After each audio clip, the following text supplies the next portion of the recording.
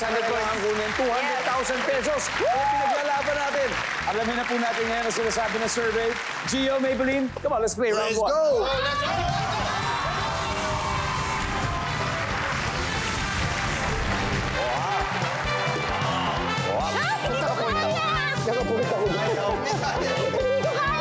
I love you, kuya! Love you, love you. Top 5 answers are on the board. Biglang nag-message sa Facebook ang isang taong matagal nang hindi nagpaparamdam sa'yo. Bakit kaya? Maybelline. Hiram ng pera.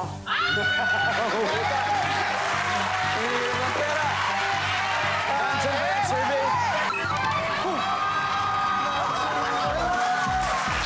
Maybelline.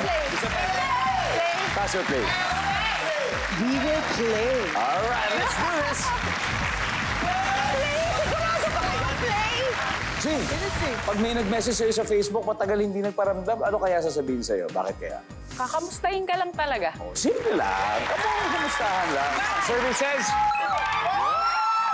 I'm sorry guys. Hindi ko simple lang. sinasadya. Alwin, biglang na-message sa Facebook yung taong matagal nang hindi nagpaparamdam. Bakit kaya?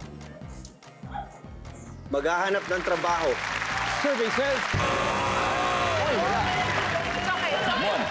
may nag-message sa Facebook, matagal nang hindi nagpaparamdam. Tapos biglang tumawag sa'yo. Bakit kaya? May problema dong. May problema. Serious pa yung entrada eh, no? Oo. Serious eh. May problema. Bad news. Maybelline.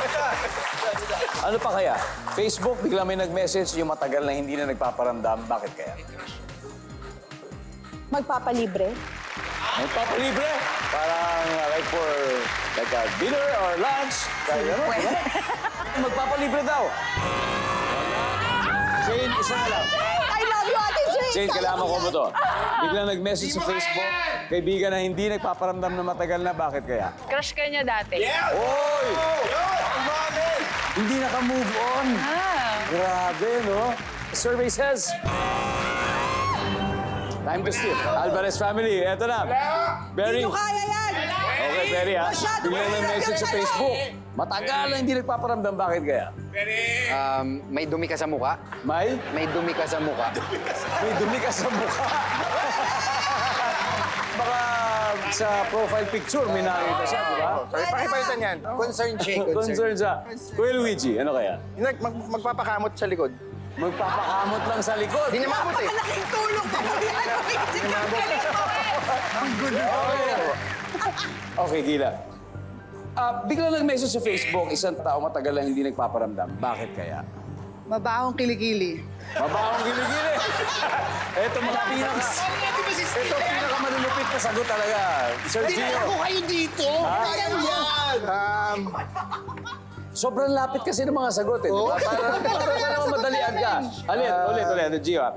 Biglang nag-message sa Facebook, yung matagal lang hindi nagpaparamdam. Bakit kaya?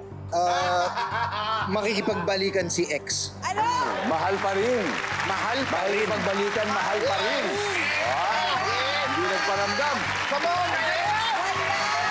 Nandiyan ba yung makikipagbalikan si ex?